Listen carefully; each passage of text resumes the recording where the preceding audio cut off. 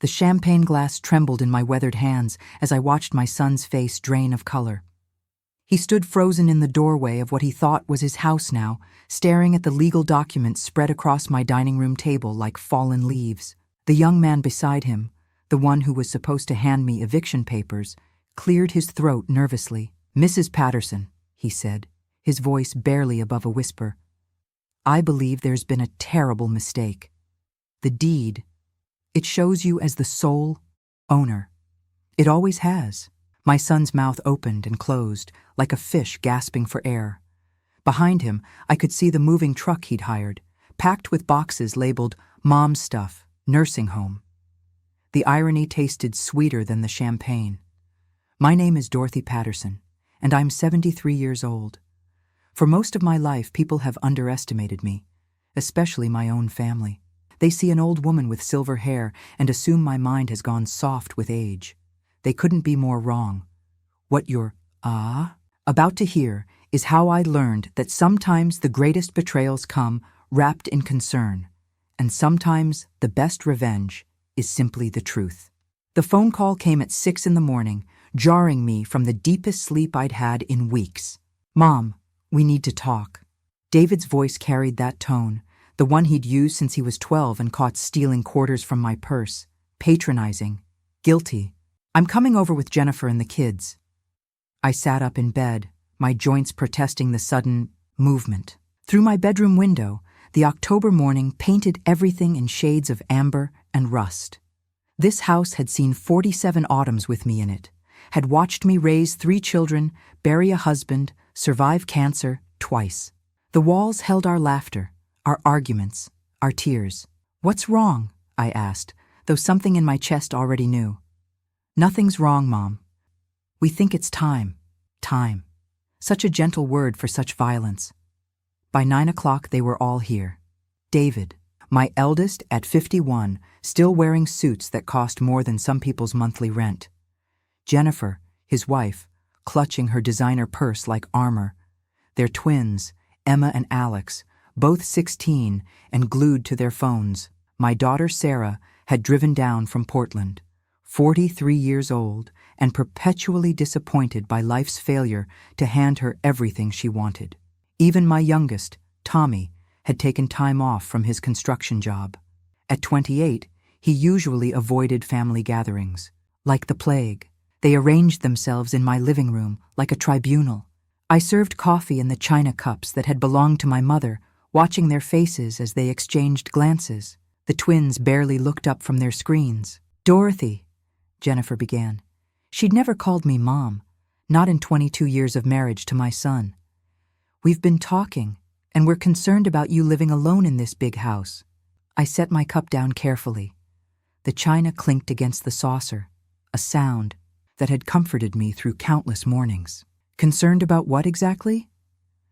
"You fell last month," David said, leaning forward with his serious face on. "You could have broken a hip, and this place is getting too much for you to maintain." I slipped on wet leaves on the front steps. Hardly cause for alarm. "Mom," Sarah jumped in, "you're 73. This house is huge, and it's just sitting here losing value while you rattle around in it alone. Losing value." There it was. The real concern. Not my safety, not my happiness. Money. "We found a wonderful place," Jennifer continued, pulling a glossy brochure from her purse. "Sunset Manor. It's only 20 minutes from us, and they have activities and nurses on staff. A nursing home." The words felt like gravel in my mouth. "An assisted living facility," David corrected quickly. "Very different thing." I took the brochure, my fingers trailing over the stock photos of smiling elderly people playing checkers and tending small gardens in pots.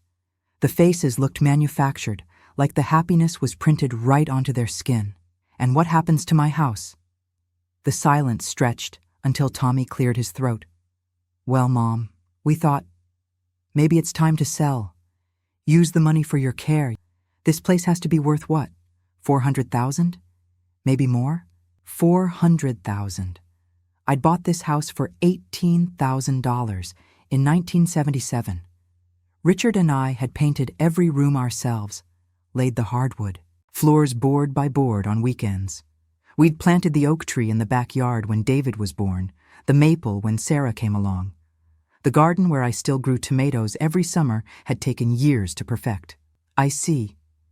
I closed the brochure and set it on the coffee table. And you've all discussed this thoroughly. More exchanged glances. Sarah shifted in her seat. Mom, we know this is hard, but we want what's best for you, David finished. What's best for me? I repeated the words slowly, tasting their emptiness. And have any of you asked me what I think is best for me? Emma, David's daughter, finally looked up from her phone. Gran, it's not like you have a choice. You can't take care of yourself anymore. The casual cruelty of 16. She'd said it without malice, as simple fact. Her grandmother was broken, useless, a problem to be solved. I can't take care of myself, I repeated. Emma didn't mean... Jennifer started. No, she's right. Let me understand this correctly. I stood up, my knees protesting but holding firm. I can't take care of myself, so you've decided I need to go into a home. And my house, the house your father and I built our life in, the house where all of you took your first steps, needs to be sold. Mom, Tommy said quietly, we're just trying to look out for you. I walked to the mantelpiece, where photographs chronicled 50 years of family life. David's high school graduation, Sarah's wedding, Tommy's first birthday, chocolate cake smeared. Across his face, Richard in his Navy uniform, young and impossibly handsome. Who's buying it? I asked, not turning around. Well, we need to get it appraised first, David said. But Jennifer knows a real estate agent, and there's this development company that's been buying up houses in the neighborhood. Development company.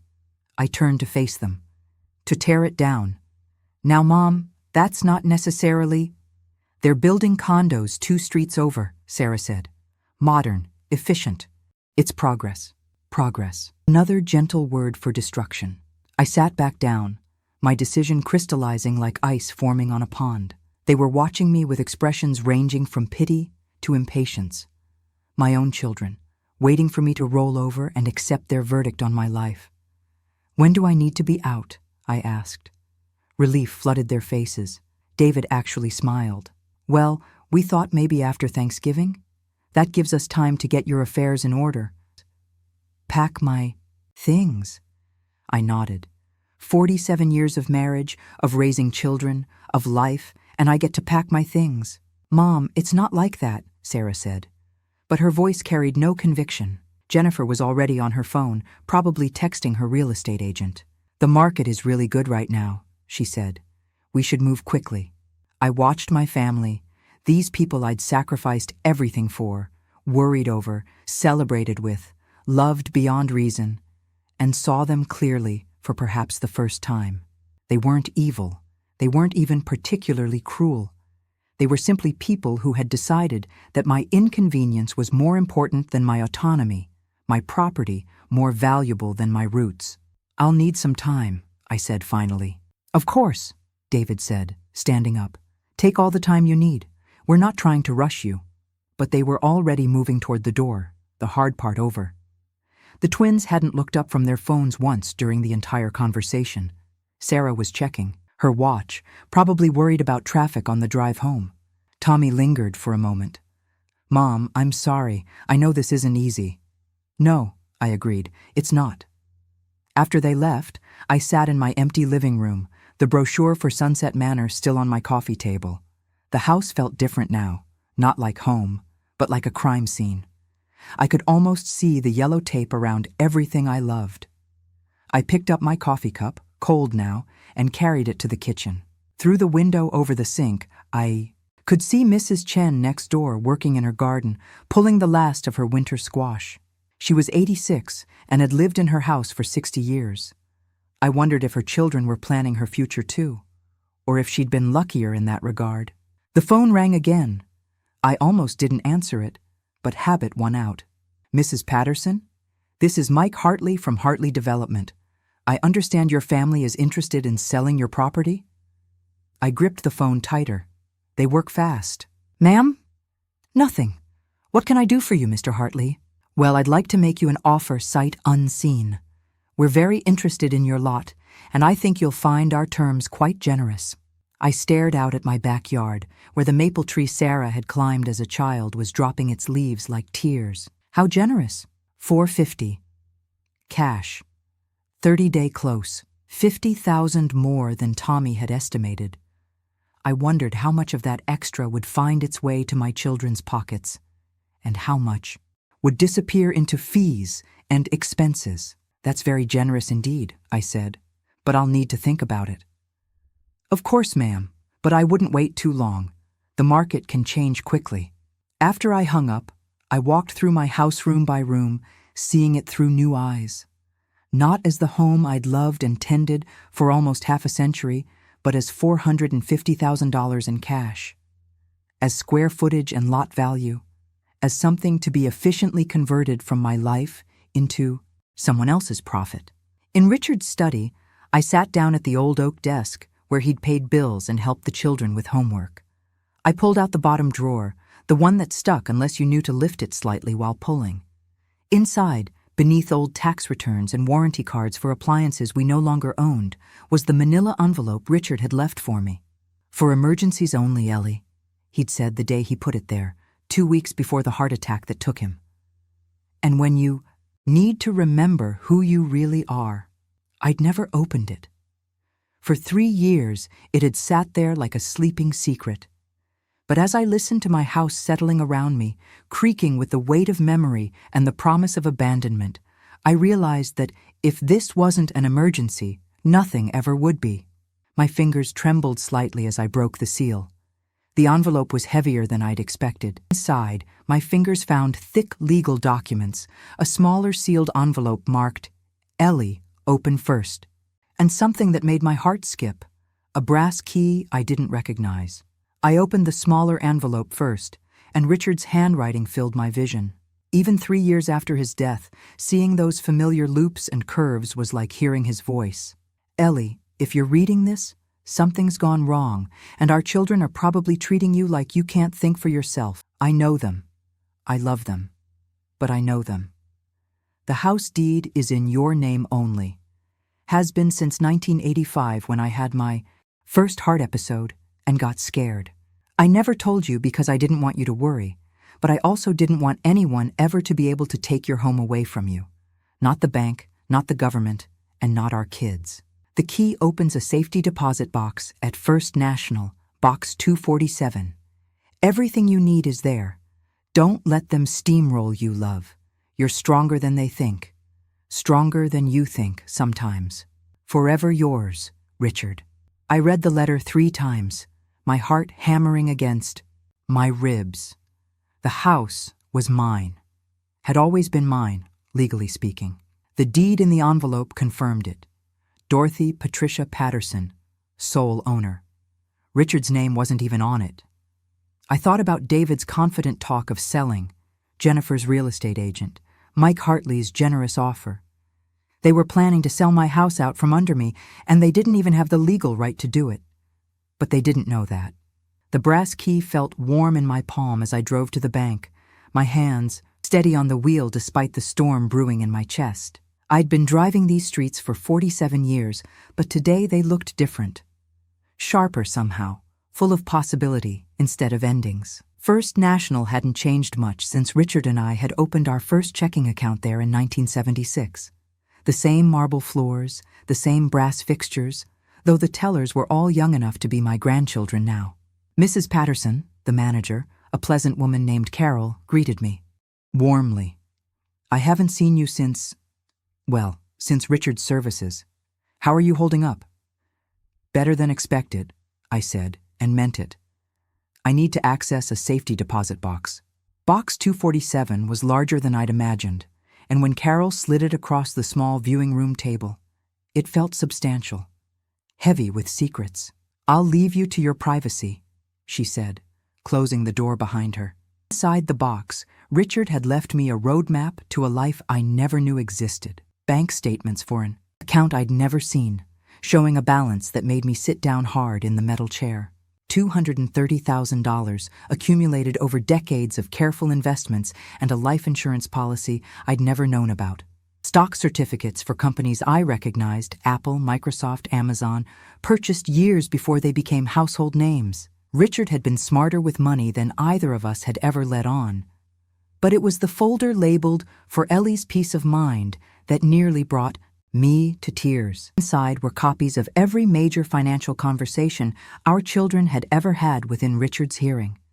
David's complaints about his mother-in-law's inheritance, how unfair it was that old people got to sit on valuable property while young families struggled. Sarah's phone calls about her mounting credit card debt and how Mom and Dad are just sitting on all that equity.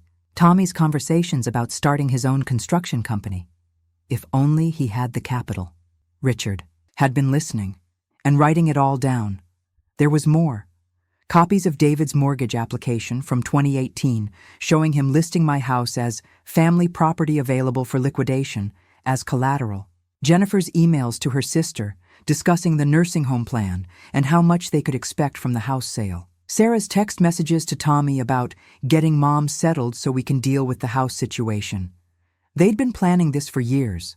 The final item in the box was a business card.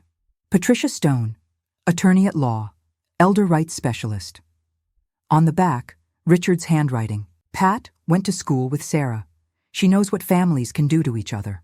I sat in that small, windowless room for nearly an hour, pieces of my life rearranging themselves like a puzzle finally coming together. My children hadn't suddenly become concerned about my welfare after one fall on wet leaves. They'd been waiting for the right moment to make their move, and my tumble had simply provided convenient justification. But they'd made one crucial mistake. They'd assumed that because I was old, I was powerless.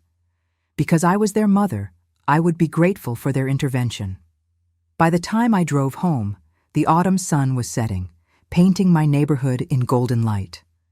I pulled into my driveway, on my property, belonging to me and no one else, and sat for a moment in the car, planning. My phone buzzed with a text from David. Mom, Jennifer's agent wants to come by tomorrow morning to look at the house. Is 9 a.m. okay? Instead of responding immediately, I walked through my front door and looked around with new eyes. This wasn't just the house where I'd raised my family. It was my house, my equity, my choice. I made myself a cup of tea and settled at Richard's desk with Patricia Stone's business card. The phone rang twice before a crisp, professional voice answered. Stone Legal, Patricia speaking. Pat? This is Dorothy Patterson. Richard, Patterson's widow. I believe you went to school with my daughter Sarah. A pause. Dorothy. Yes, I remember Richard mentioning you. I was so sorry for your loss. How can I help you? I need some legal advice about my property rights, and possibly about elder abuse. I see. Her voice sharpened with interest. Are you safe right now? Do you need immediate assistance? I'm safe, but I think my children are trying to force me out of my home and sell my property without my consent. They've already contacted buyers. Have you signed anything? Given anyone power of attorney? Nothing. They're assuming they have the right because they've decided I'm incompetent. But you're not. No, I said, surprising myself with the firmness in my voice. I'm definitely not. We talked for 45 minutes. Pat explained my rights, the legal protections available to me, and what constituted elder financial abuse under state law. By the time I hung up, I had an appointment for the following afternoon and a plan that would have made Richard proud. I texted David back. 9 a.m. is fine. I'll be here. But I didn't mention that Pat Stone would be here too, along with a portable recording device and a clear understanding of exactly what my children were trying to do. That night, I sat in my living room with all the lights on, looking at everything I'd almost lost. The built-in bookshelves Richard had constructed one winter, the hardwood floors we'd refinished together 3 times over the years, the bay window where I'd watched my children play in the yard and later watched my grandchildren do the same. Tomorrow, Jennifer's real estate agent would walk through my house, assessing its value, planning its destruction. My children would stand by smiling, counting their inheritance while I was still alive to see it. But tomorrow, they would also learn something about their mother they'd apparently forgotten over the years. I might be 73 years old, but I was Richard, Patterson's wife. I'd survived the death of a child, the loss of my husband, cancer, and 47 years of maintaining a household while raising 3 children. I'd balanced budgets when there was more month than money, nursed sick babies through long nights, and held my family together through every crisis life had thrown at us. Did they really think a glossy brochure and some condescending concern would be enough to erase all of that? I walked upstairs to my bedroom, passing the photos, lining the hallway wall. My children as babies, as teenagers, as adults. Their wedding days, their graduations, every milestone I'd celebrated with pride and love. Tomorrow, I would find out if any of that love had been real, or if I'd simply been a placeholder until it was time to cash in. As I got ready for bed, my reflection in the bathroom mirror surprised me. For the first time in months, my eyes looked alert, purposeful, alive. I had a feeling I was about to remind everyone, including myself, exactly who Dorothy Patterson really was. The phone rang one more time before I turned out the light. Mrs. Patterson? It was Mike Hartley again. I wanted to follow up on our conversation earlier. Have you had a chance to think about our offer? Actually, yes, I said. I've been thinking about it quite a lot. Wonderful. Should I have the paperwork drawn up? I smiled into the darkness of my bedroom. Mr. Hartley, I think you're going to be very surprised by what happens tomorrow.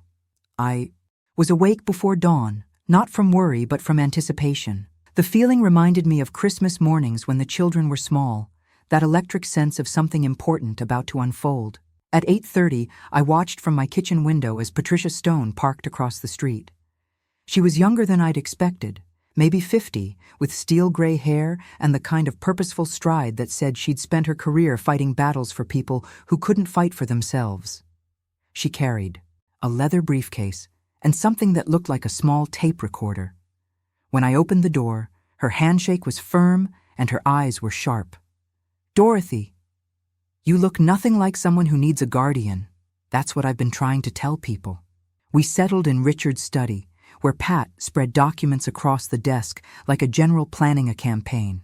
"I've reviewed everything you faxed me last night. What your children are attempting is textbook elder financial abuse. The fact that they've contacted buyers before obtaining your consent makes it criminal. But they don't know I know, which gives us a significant advantage." She tested the small recording device, its red light blinking steadily. "With your permission, I'd like to record today's conversation. If they're planning to defraud you, I want their words on record." At exactly 9 o'clock, David's BMW pulled into my driveway, followed by a white sedan. Through the front window, I watched my family emerge. David in his serious suit, Jennifer clutching her purse, and a woman I didn't recognize wearing a blazer and carrying a tablet. The doorbell rang. "Showtime," Pat murmured, settling into the chair behind Richard's desk where she wouldn't be immediately visible. I opened the door with my brightest smile. "Good morning, everyone. Mom, this is Rebecca Chen, the real estate agent I told you about," Jennifer said, gesturing to the woman with the tablet. "Rebecca, this is my mother-in-law, Dorothy." Rebecca stepped forward with a practiced smile. "Mrs. Patterson, it's such a pleasure to meet you. Jennifer has told me so much about your beautiful home." "Has she?" I stepped aside to let them in. "Please come in. Can I offer anyone coffee?" "We don't want to take up too much of your time," David said, his eyes already scanning the living room like he was calculating square footage. "Rebecca just needs to get a feel for the property, take some measurements." "Of course.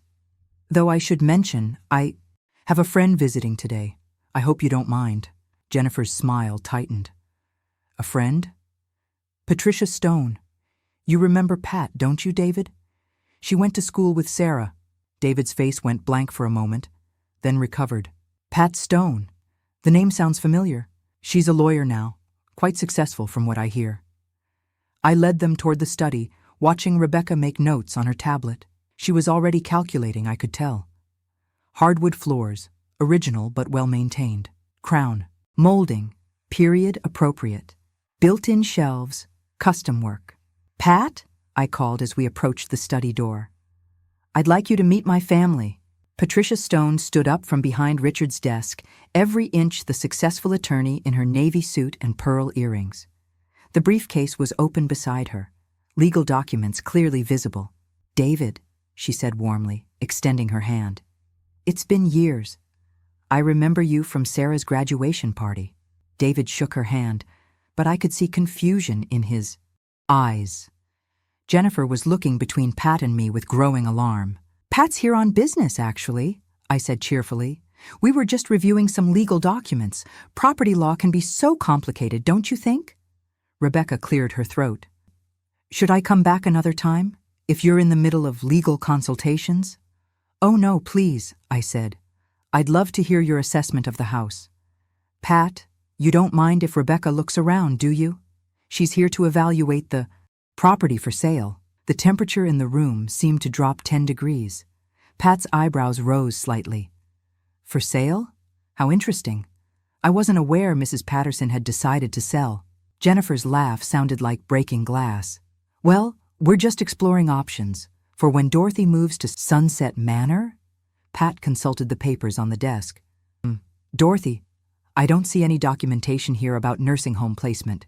In fact, these documents suggest something quite different.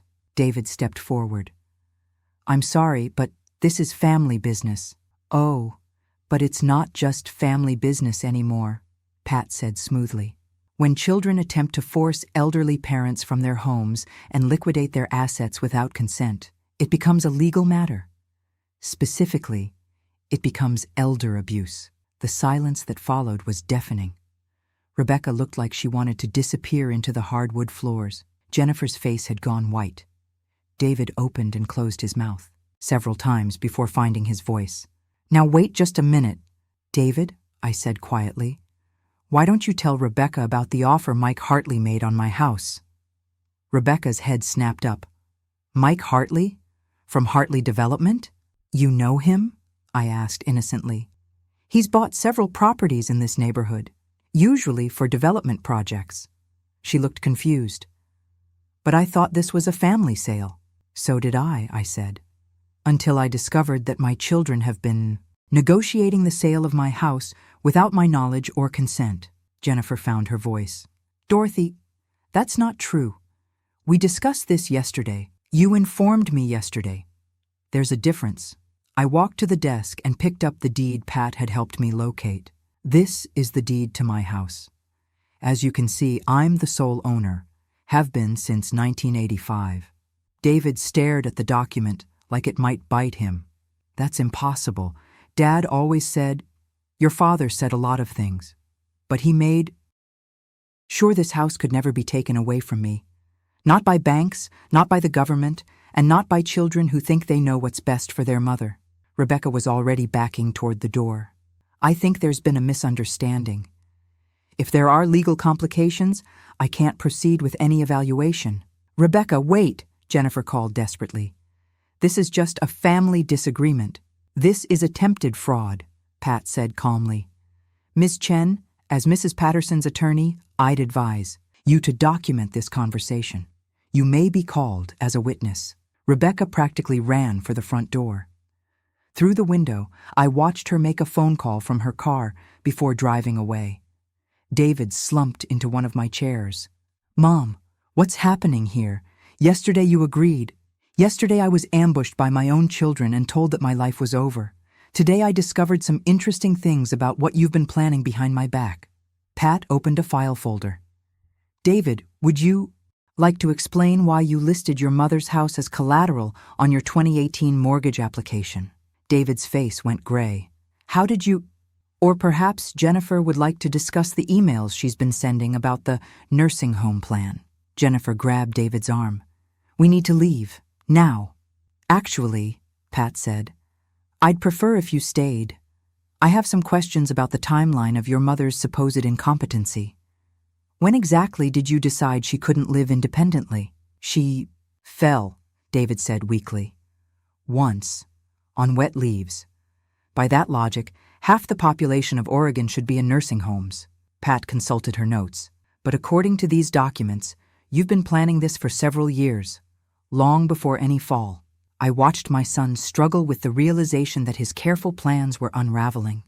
This man who'd once brought me dandelions picked from the yard, who'd cried when his pet goldfish died, who'd hugged me so tightly the day he graduated college that I thought my ribs might crack. When had he started seeing me as an obstacle instead of his mother? The phone calls stop now, I said quietly. The pressure to sell, the nursing home brochures, the helpful concern about my ability to live in my own house, all of it stops. Mom? David started. I'm not finished. My voice was steady, but underneath I felt something cracking open. 40 years of swallowed arguments, unspoken resentments, accommodations made in the name of keeping peace. You made me feel like a burden, like an old woman who couldn't think for herself, who needed to be managed and disposed of efficiently. Jennifer tried one more time. Dorothy, we were trying to help. Help yourselves. The words came out harder than I'd intended, but I didn't take them back. To my house, to my equity, to my life savings, all wrapped up in concern for my welfare.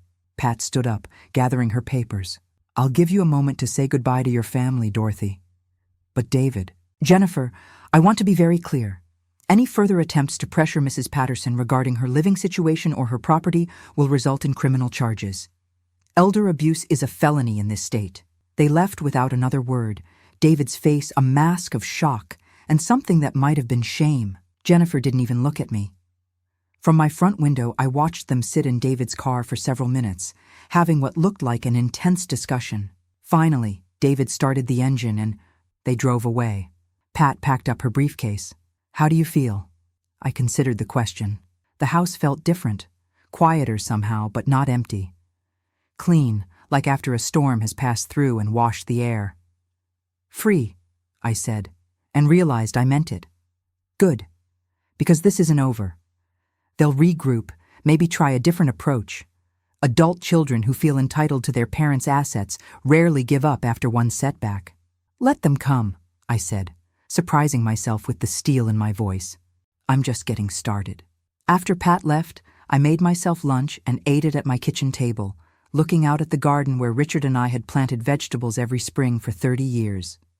The tomato plants were brown now, finished for the season, but next spring I'd plant them again, because I'd be here to see them grow. My phone buzzed with a text from Sarah. David called. What's going on? Are you okay? I typed back, never better. How are you doing with your credit card debt? Phone didn't buzz again. 3 days passed in blissful silence.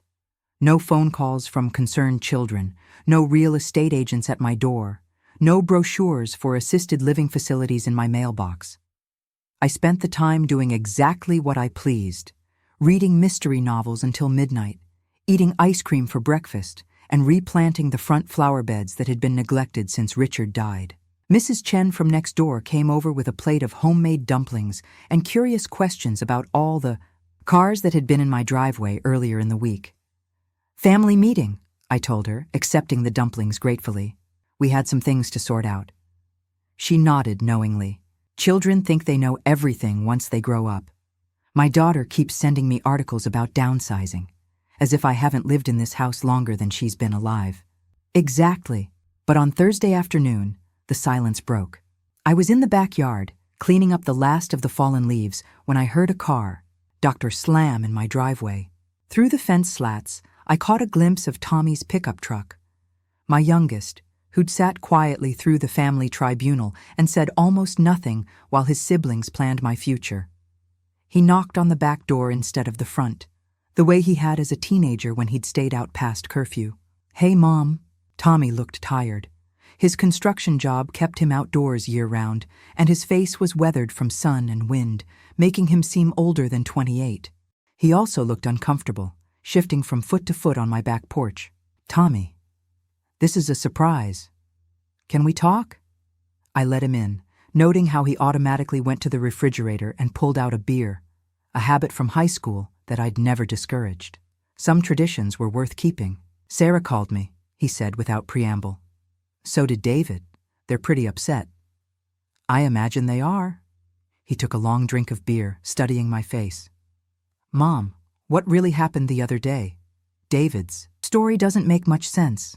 I sat down across from him at my kitchen table, the same table where I'd helped him with homework, where we'd eaten countless family dinners, where I'd held him while he cried over his first broken heart at 16. Your brother and sister tried to force me out of my house so they could sell it. They'd already contacted buyers without my knowledge or consent. Tommy winced. Shit. Sorry, Mom. It's okay. The situation calls for strong language. But you stopped them? Patricia Stone stopped them. I just finally stood up for myself. He was quiet for a long moment, peeling the label off his beer bottle. Mom, can I ask you something? Of course. When David first brought up the nursing home thing, were you actually considering it? Even a little? The question caught me off guard. For about 30 seconds, until I realized what they were really after. What if some of it made sense? Not the sneaky stuff, but the basic idea. This house is really big for one person. I studied my youngest son's face, looking for signs of the manipulation I'd seen in his siblings. But Tommy had always been different. More direct, less polished. If he was working an angle, he was terrible at it. Tommy, are you worried about me living alone? Sometimes. His honesty was refreshing after days of David's false concern and Jennifer's calculating smiles. You did fall. And last winter when you had the flu, you didn't call anyone for 3 days. Mrs. Chen finally called me because she hadn't seen you. I was sick. I slept a lot. You could have gotten really sick, needed help. I reached across the table and put my hand over his. You're right. I could get sick or fall or have an emergency. But Tommy, that's not what this was about. Your brother has been planning to sell my house for years. This wasn't about my safety. It was about money. His shoulders sagged. I know. I've heard him and Jennifer talking. They've got themselves pretty stretched financially. The new house, private school for the twins, Jennifer's spending, and Sarah. Credit cards. She's in deep, Mom. Really deep. I think she was counting on getting something from the house sale to help her out.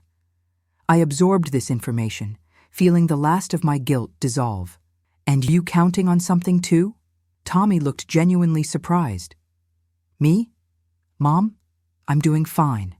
The construction business is good, and I'm not spending money I don't have. He trailed off, looking embarrassed. What? I don't want to lose you. Not to some nursing home where I can only visit on weekends, and not to being stubborn about accepting help when you actually need it. For the first time since this whole ordeal began, I felt tears prick my eyes. Here was my child, the one who'd caused me the most worry growing up, who'd dropped out of college and bounced between jobs before finding his calling, and he was the only one who seemed to understand the difference between loving concern and financial opportunism. Tommy, what if I told you that your father left me much better off financially than any of you realize? His eyebrows shot up. What do you mean? I went to Richard's desk and returned with some of the bank statements Pat had helped me organize. Tommy's eyes widened as he scanned the numbers. Holy shit, Mom, Dad was sitting on all this? Language. Sorry, but wow. How long have you known about this? Since Monday. He left me instructions to check the safety deposit box if I ever felt threatened. Tommy leaned back in his chair, processing. So you don't need to sell the house for money. I don't need to sell the house at all. And even if I did need the money, it would be my choice when and how to access it. Does David know about this? Not yet. Tommy was quiet for several minutes, absently shredding his beer label. Finally, he looked up at me with something like admiration. You really played them, didn't you? I defended myself by letting them dig their own graves. That's brilliant, Mom. Dad would be proud. Would he? I'd been wondering about that. Richard had always been the peacekeeper in our family, the one who smoothed over conflicts and found compromises. Would he approve of me taking such a hard line with our children? But then I remembered his letter. Don't let them steamroll you, love. You're stronger than they think. Maybe sometimes love meant saying no. Maybe sometimes protecting your children meant refusing to enable their worst impulses. Tommy, I need to ask you something. And I need you to be honest. Do you think I'm competent to live in my own house and make my own decisions?" He didn't hesitate. "Absolutely. Mom, you're sharper than most people half your age. You balance your checkbook to the penny, you remember everyone's birthdays, you can still beat me at Scrabble. Anyone who thinks you're not competent is either stupid or lying." "Thank you. But I also think you should have some kind of backup plan. Not because you need it now, but because someday you might. And when that day comes, it should be your plan, not something forced on you. Such as, I don't know, maybe one of those medical alert things, or a house cleaner once a week? Someone to help with yard work?" He gestured toward the window. "I could come over more often, help with stuff around the house. I like spending time here anyway."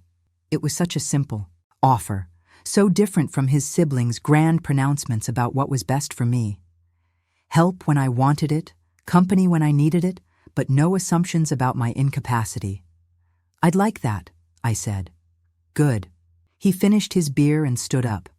"Mom, what are you going to do about David and Sarah?" "I'm going to let them think about what they've done. And if they want to repair our relationship, they can start by apologizing. And if they don't?" I considered the question. 24 hours. Ago, the thought of estrangement from my children would have terrified me. But now, sitting in my kitchen with my youngest son, the one who turned out to be the most decent of the three, I realized that some relationships weren't worth preserving at any cost. Then I'll know where I stand with them, and I'll stop pretending otherwise. Tommy hugged me goodbye, a real hug that lasted long enough to matter. "I'm proud of you, Mom. I know this week has been hell, but you handled it like a badass." "Language," I said automatically, but I was smiling. After he left, I sat at my kitchen table as dusk settled over the neighborhood. The house felt peaceful again, but different somehow. Not just like my sanctuary, but like my fortress. My phone rang, and Sarah's name appeared on the screen. I let it go to voicemail, then listened to the message. "Mom, I've been thinking about what Tommy told me, and I think we need to talk. There are things you don't understand about my situation, and I think, if you knew the whole story, you'd see why the house sale made sense. Call me back." I deleted the message without responding. An hour later, David called. His voicemail was longer and more contrite, full of apologies and explanations about misunderstandings and family miscommunications. He wanted to come over and clear the air. I deleted that message too. They still didn't understand. They thought this was about money, or family dynamics, or hurt feelings that could be smoothed over with the right words. But it wasn't about any of those things. It was about the moment I'd realized that my own children saw me as a problem to be solved rather than a person to be respected. And once you see that clearly, you can't unsee it. I made myself dinner and ate it while watching the sunset through my kitchen window. Tomorrow, I had plans to make. Not for selling my house or moving to a nursing home, but for something much more interesting. I was going to figure out exactly what Dorothy Patterson wanted to do with the rest of her life, and I was going to do it on my own terms. I woke up Friday morning with the kind of energy I hadn't felt in years. Not the frantic energy of crisis, but the purposeful momentum of a woman with plans. My first call was to Patricia Stone. "Dorothy, how are you holding up? Any more pressure from the family? Tommy came by yesterday. He's the one decent one of the bunch. But Pat, I've been thinking about what you said, about this not being over, and I've decided I don't want to just wait around for their next move." "What did you have in mind?" "I want to go on the offensive, not to hurt them, but to make it crystal clear that I'm not the helpless old woman they think I am." Pat's interest was audible. "I'm listening." "Richard left me with more than just property documents. He left me with options, and I think it's time I started using them." 2 hours later, I was dressed in my best navy suit, the one I'd worn to Richard's funeral, and standing in the lobby of Hartley Development. Mike Hartley himself came out to greet me, all confident smiles and firm handshakes. "Mrs. Patterson, what a pleasant surprise. Have you reconsidered our offer?" "In a way, yes. Is there somewhere we can talk privately?" His office was exactly what I'd expected. glass and steel, expensive leather chairs, and a view of the city that probably cost him an extra $50,000 a year in rent. He gestured to a chair across from his massive desk, but I remained standing. "Mr. Hartley, I need to ask you something, and I'd appreciate an honest answer." "Of course. When you called me Tuesday with your generous offer, how did you know my family was interested in selling?" His smile flickered slightly. "I believe your son David reached out to us through an intermediary." "When did David first contact you about buying my house?"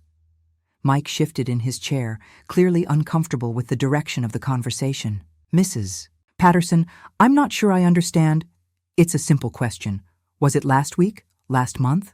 Last year?" A long pause. Then, "We've been in preliminary discussions for about 18 months. 18 months. Before my fall, before any nursing home conversations, before any pretense of concern about my ability to live independently, David had been planning to sell my house for a year and a half. And in these preliminary discussions, did anyone ever mention that I was unaware these conversations were taking place?" Mike's face had gone pale. "I was told that the family was exploring options for for future planning. For when I died, you mean?" "Mrs. Patterson, or for when they could convince me I was too old and feeble to live in my own home." I opened my purse and pulled out a document Pat had prepared. "Mr. Hartley, this is a cease and desist order. You are no longer authorized to have any contact with my family regarding my property. Any future communication about the potential sale of my house will be directed through my attorney." He took the document with shaking hands. "I had no idea that you weren't aware." "Of course you did. But you thought I was just a confused old woman who would eventually be grateful to take whatever my children decided was fair." I turned to leave, then paused at his office door. "Mr. Hartley, for future reference, when someone calls you about selling their elderly parent's house without that parent's knowledge, that's called fraud. You might want to be more careful about who you do business with." My next stop was the main branch of First National Bank. I asked to speak with the manager about opening a new business account. "What kind of business, Mrs. Patterson?" Carol asked, pulling up forms on her computer. "A foundation. I'm thinking of calling it the Dorothy Patterson Foundation for Elder Independence." By the time I left the bank, I had transferred $50,000 into the Foundation's account and scheduled a meeting with their estate planning department. The foundation would provide legal aid and advocacy for elderly people being financially abused by their families. Patricia Stone had agreed to serve as the legal advisor. It felt good to turn my family's betrayal into something that could help other people. But my biggest surprise was waiting when I got home. Parked in my driveway was a familiar car. Not one of my children's vehicles, but my next-door neighbor's, Honda. Mrs. Chen was sitting on my front porch with two other women I recognized from the neighborhood. "Dorothy," Mrs. Chen called as I got out of my car. "We need to talk." The three women followed me into my living room, and I served tea while they exchanged meaningful glances. Finally, Mrs. Chen set down her cup and looked at me directly. "We know what your children tried to do." My hand paused halfway to my own teacup. "I'm sorry?" "The real estate agent," said Mrs. Foster from 3 houses down. "Rebecca Chen. No relation to me, by the way. She lives in our book club president's neighborhood. Word gets around.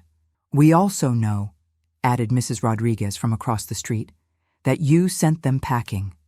Good for you." I stared at these three women, all of them in their 70s or 80s, all of them looking at me with expressions of fierce solidarity. "How much do you know?" I asked. "Enough," Mrs. Chen said. "Rebecca told her neighbor, who told our book club president, who told all of us. Your children tried to force you into a nursing home so they could sell your house to developers. And," Mrs. Foster added, "you lawyered up and shut them down." I couldn't help laughing. I lawyered up and shut them down. "The thing is," Mrs. Rodriguez said, "you're not the only one." "What do you mean?" Mrs. Chen leaned forward. "Dorothy, in the past 2 years, 7 houses in this neighborhood have been sold by adult children who put their elderly parents in care facilities. 7, all to development companies. Mrs. Yamamoto, you remember her? The sweet Japanese lady with the rose garden? Her daughter moved her to Portland and sold the house 6 months later. Said her mother was getting confused and couldn't maintain the property. Mrs. Yamamoto was sharper than most people half her age, Mrs. Foster said indignantly. She taught me how to prune roses just last spring. And the Kowalskis, Mrs. Rodriguez continued. Married 62 years, lived in their house for 40 of them. Their son convinced them they needed assisted living, sold their house, and bought himself a new truck with the proceeds. I felt something cold settle in my stomach.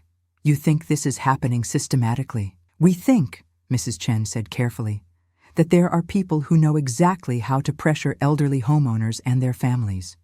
People who profit when we sell. Mrs. Foster pulled a folder from her bag. We've been keeping track. Not officially, just paying attention. Look at this. The folder contained newspaper clippings, real estate listings, and handwritten notes. House after house, all owned by elderly residents, all sold within months of the owner moving to care facilities, and all to the same handful of development companies. Hartley Development bought 4 of these properties, Mrs. Rodriguez said. Always for cash, always quick closes, always after the original owner was no longer living there. I thought about Mike, Hartley's nervous demeanor, his quick assumption that I would be grateful for his generous offer. How many other elderly women had he approached with the same confident smile and the same presumption of helplessness? Ladies, I said slowly, what would you say if I told you I started a foundation today, specifically to help elderly people who are being pressured by their families to sell their homes? The 3 women exchanged glances, and Mrs. Chen smiled. I'd say it was about time someone did something besides complain about it at book club.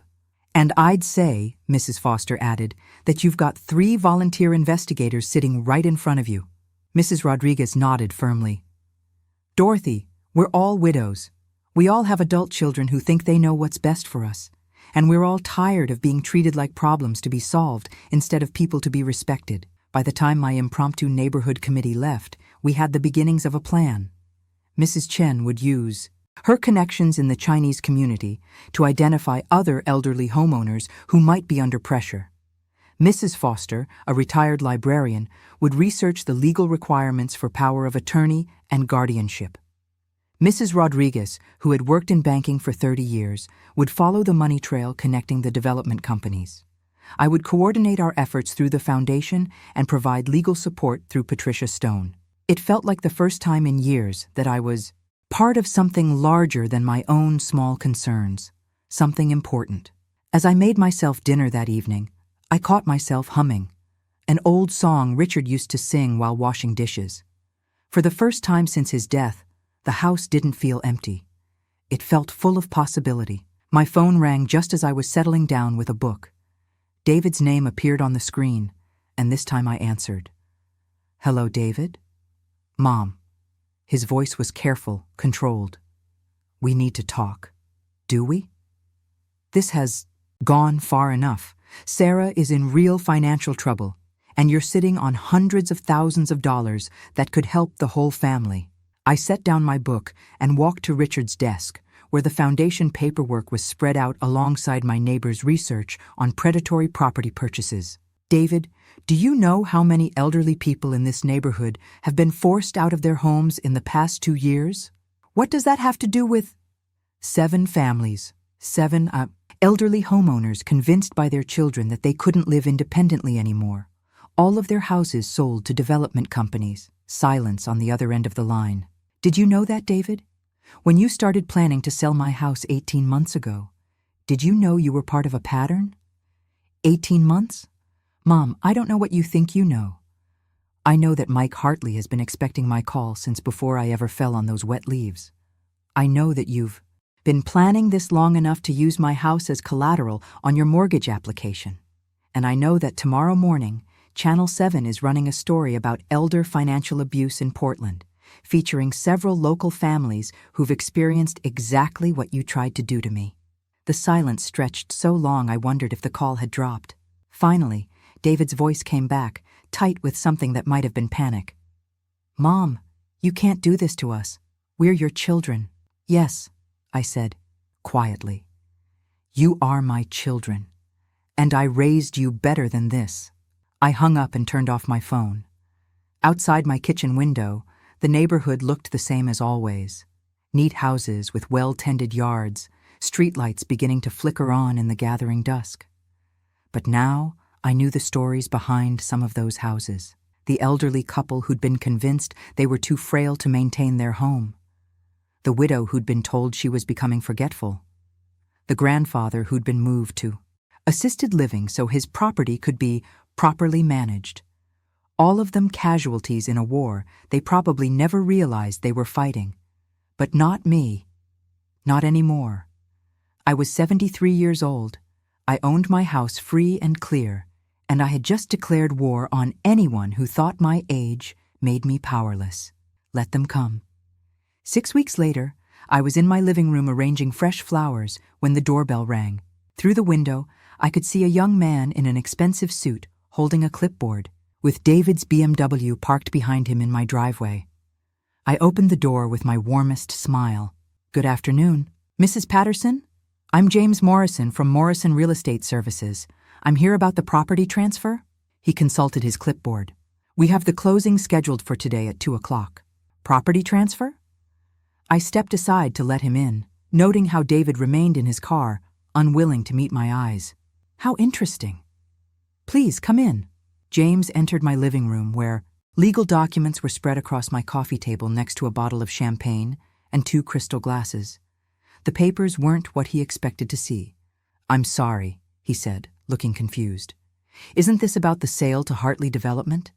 Mr. Patterson contacted our office last week about finalizing the transfer." I picked up one of the documents from the table. "Mr. Morrison, would you mind reading the name on this deed?" He took the paper, his eyes scanning the legal text. His face went pale. "This shows you as the sole owner, but Mr. Patterson said—" "What exactly did Mr. Patterson tell you?" "That his mother had agreed to the sale, that the paperwork was complete, and that we just needed to finalize the transfer." James looked toward the window where David sat in his car. "He said you'd already moved to assisted living." I poured myself a glass of champagne, taking my time. "Mr. Morrison, do I look like someone who's moved to assisted living?" "No, ma'am. You look very much like someone who lives here." "That's because I do live here. This is my house. I am the sole owner, and I have never agreed to sell it to anyone." The young man's hands trembled slightly as he set down his clipboard. "Mrs. Patterson, I believe there's been a terrible mistake. The deed, it shows you as the sole owner. It always has." Outside, I could see David finally getting out of his car, his face ashen. Behind him, a moving truck was pulling up, the one he'd hired thinking he'd be clearing out my belongings after the sale closed. James cleared his throat nervously. "Ma'am, I think I need to call my supervisor. This isn't how these situations usually go." "Before you do that," I said, settling into Richard's favorite chair, "let me tell you how these situations actually work." I opened the folder that Patricia Stone had prepared, filled with documentation from our investigation. Over the past 6 weeks, my foundation has identified 43 cases of elder financial abuse in the Portland metro area, all involving children pressuring elderly parents to sell valuable real estate, often using the threat of nursing home placement as leverage. James stared at the documents I handed him. "Your foundation, the Dorothy Patterson Foundation for Elder Independence. We provide legal aid and advocacy for elderly people whose families are trying to steal their homes." The front door opened, and David walked in without knocking, his face a mask of desperation and anger. "Mom, what the hell are you doing? We had an agreement with Morrison Real Estate." "We had nothing," I said calmly. "You had a delusion. You can't do this to us. Sarah's lost her house. Jennifer's threatening divorce. The mortgage company is—" "David." My voice cut through his panic like ice. "Stop talking." James looked between us, clearly wishing he was anywhere else. "Should I call the police?" "That won't be necessary," said a familiar voice from the doorway. Patricia Stone entered, followed by Mrs. Chen, Mrs. Foster, and Mrs. Rodriguez, though we do have some paperwork for Mr. Patterson to sign. Pat opened her briefcase and pulled out a thick document. David, this is a formal agreement stating that you will never again attempt to pressure your mother regarding her living situation or her property. It also requires you to make a public apology for attempting to commit elder financial abuse. I'm not signing anything, David said, but his voice lacked conviction. Then you'll be arrested, Pat said matter-of-factly. We have recorded conversations, documented evidence of fraud, and witness testimony. The district attorney is very interested in prosecuting high-profile cases of elder abuse. Mrs. Chen stepped forward. David, your mother has spent the last 6 weeks helping other families avoid what you tried to do to her. She could have pressed charges weeks ago, but she wanted to give you a chance to make this right. She's given you options, Mrs. Foster added, more than you gave her. David looked around the room at the faces of 4 elderly women who had clearly outmaneuvered him completely. What kind of public apology? Pat handed him another document.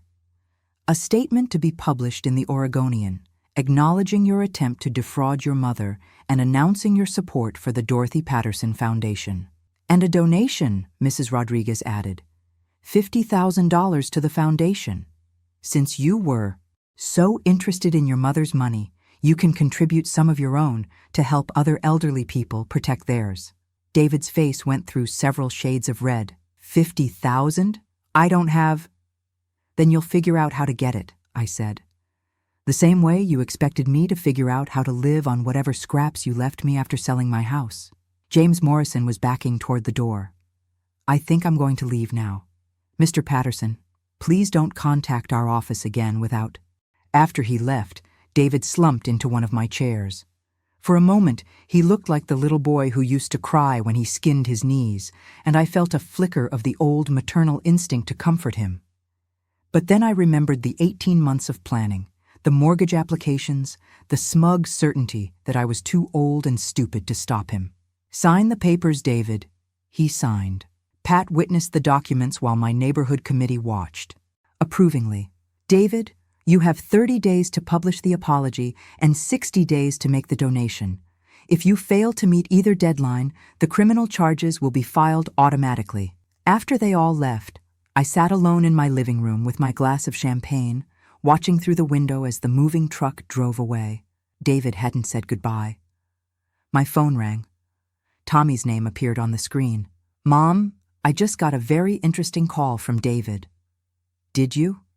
He said you've destroyed the family, that Sarah's lost her house and Jennifer's talking about divorce, and it's all your fault for being selfish about money. I sipped my champagne. And what do you think about that? I think David's finally learning that actions have consequences, and I think I'm proud as hell to be your son. Thank you, sweetheart. Mom, can I ask you something? How does it feel? Finally getting to be the badass we always knew you were? I looked around my living room in my house, surrounded by my things and my memories and my choices. Outside, Mrs. Chen was working in her garden, and Mrs. Foster was walking her dog, and Mrs. Rodriguez was getting her mail. All of us still here, still independent, still fighting for the right to live our lives on our own terms. Tommy, I said, it feels like coming home. After I hung up, I raised my glass in a toast to the empty room. Here's to you, Richard. You always said I was stronger than I thought. The house settled around me, with its familiar creaks and sighs, and for the first time in 3 years, I felt truly at peace. Not just because I'd won, but because I'd remembered who I was. Dorothy Patterson, 73 years old, homeowner, foundation director, badass, and I was just getting started.